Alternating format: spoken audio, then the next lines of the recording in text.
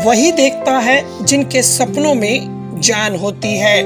पंखों से कुछ नहीं होता, बुलंद हौसलों से उड़ान होती है।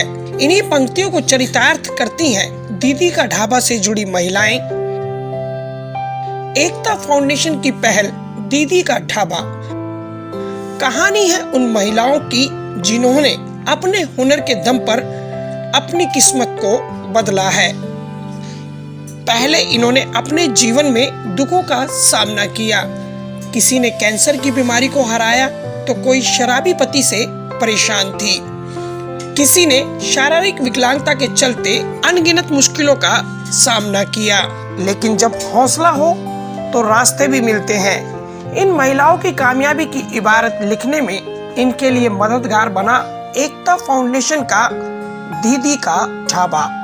आज दीदी का ढाबा की बदौलत वह अच्छा कमा पा रही हैं और अपने परिवार को सम्मान के साथ पाल रही हैं।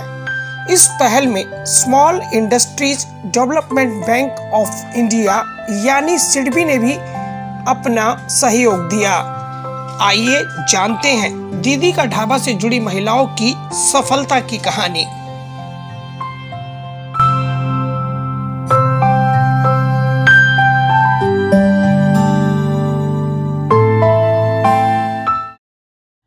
एक्चुअली मेरे हस्बैंड को 2018 में काफ़ी ज़्यादा मतलब हार्ट की प्रॉब्लम हो गई। उनकी बाईपास सर्जरी हुई और हमारा फैमिली काफ़ी अपसेट हो गई और मेरी बेटी की स्टडी में भी बहुत फ़र्क पड़ा। और उसके बाद मैंने ये सोचा कि मतलब हम कैसे काम करेंगे, क्या करेंगे। हमारी शॉप थी लेकिन उसको हम मिलकर ही चलाते थे, लेकिन उस पर भी बहुत असर पड़ा। हमारा बिजनेस भी सारा अस्त व्यस्त हो गया। मैं इन सब परेशानियों के कारण बहुत टूट चुकी थी। मुझे कुछ नज़र नहीं आता था क्योंकि बुरे वक्त में अपना साया भी साथ छोड़ जाता है और ना कोई रिश्तेदार था ना कुछ था। फिर मुझे ये एकता फाउंडेशन का पता चला और मैं इससे जुड़ी और मुझे बहुत ज़्यादा सहारा मिला, जिससे मेरे घर के खर्चे, मेरी बेटी की पढ़ाई और मेरी सभी जीवन की सारी ज़रूरतें इस संस्था में आने के बाद पूरी हुई।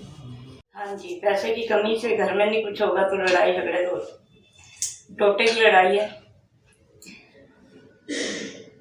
और पहले तो आपके अंकल काम करते थे, आप बिल्कुल वो नहीं करते हैं। बड़ा लड़का है, वो अपना परिवार है उसका, वो रिक्शा चलाता है। और छोटा कभी करता है कभी नहीं करता। जी करे तो देता है, नहीं तो नहीं देता। हम धन्यवाद करेंगे जब हमें अभी काम मिला है तो हम इसका धन्यवाद करेंगे, बहुत बहुत धन्यवाद करेंगे, क्योंकि आगे हमारा थोड़ा काम चले, हम भी अच्छी तरह अपना परिवार पाल सकें और उनकी देखभाल कर सकें। काम जैसे जैसे बढ़ता जाएगा थोड़ा घर का सुधार भी होता जाएगा। जब से मैं दीदी के ढाबे से जुड़ी हूँ तब से मैं थोड़ा कमाने लगी हूँ तो मेरे घर में थोड़ा सुधार आने लगा है। धन्यवाद करती हूँ दीदी के ढाबे का। ऐसा था कि शराब पीते थे और ये नहीं पता होता था किस बात पे वे झगड़ा कर देते थे। आते थे, गाली गलौज करते थे, फिर मार पिटाई करते थे, घर से भी निकाल देते थे। और हम बोलते थे कि घर में खाना नहीं है तो खाना दे दो, तो वे क्या है कि वे खाना भी नहीं हमको मिलता था।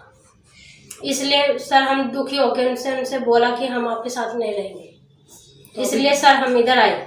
जब मैं एकता फाउंडेशन से जुड़ी तो दीदी का ढाबा था, फिर दीदी के ढाबे पे मैं आई, फिर मेरे को इधर काम मिल गया। फिर मैं इधर अब जा अच्छे से करती हूँ, खाती हूँ, अपने बेटे को पढ़ाती हूँ और अब मैं अच्छा सा जीवन जीती हूँ।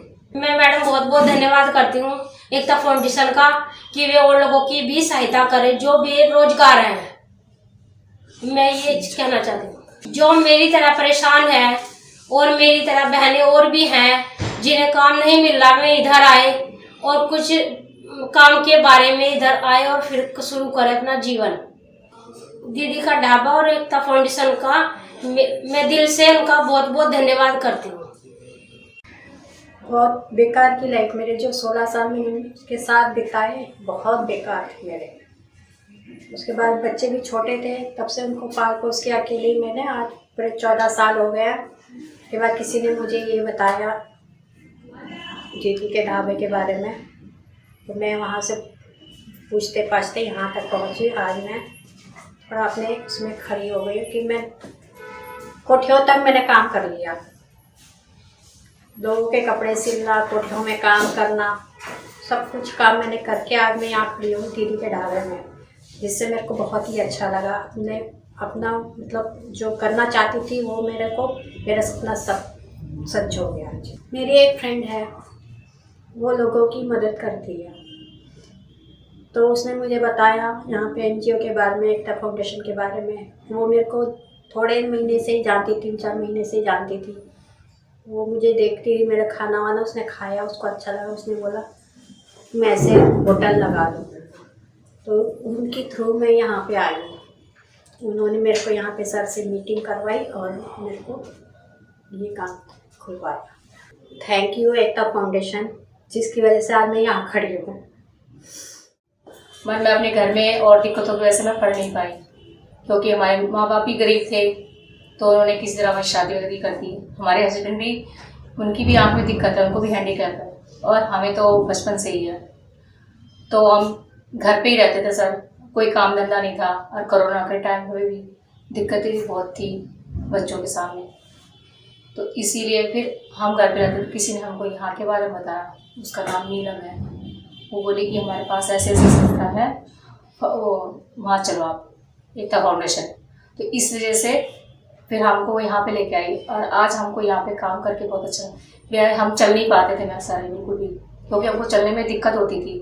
इस पैर की वजह से है ना, मुझे भी आज तक कभी भी कहीं काम नहीं मिला, क्योंकि जहाँ भी जाते थे वहाँ भी पैर की दिक्कत को सबसे आगे मेन रखते हैं लोग, कि पैर की दिक्कत हो कोई काम नहीं कर पाएगी। तो यहाँ पे आने के बाद हमें दीदी के ढाबे से बहुत सहायता मिली, और इसका बहुत बहुत थैंक यू, ताकि मैं अपने पाँव पे खड़ी हो पाई। यहाँ पे आने से हमारा हुनर भी बढ़ा, ताकि यहाँ पे ज़्यादा से ज़्यादा लोग, बहनें जो गरीब है, आदमियों की सताए होते हैं, यहाँ पर आकर अपने पाँव पे खड़े हो सकते हैं यहाँ पे आकर। और यहाँ मुझे काम करके बहुत ही अच्छा लगा। आज ये तमाम महिलाएं उदाहरण बन रही हैं उन महिलाओं के लिए जो कुछ करना चाहती हैं। जहां चाह होती है वहीं राह होती है। अगर आप भी कुछ करना चाहते हैं तो आपके लिए रास्ते बहुत हैं। आज दीदी का ढाबा महिलाओं को आत्मनिर्भर बनाने में अपनी अहम भूमिका निभा रहा है। हम इस शानदार पहल के लिए एकता फाउंडेशन को सैल्यूट करते हैं।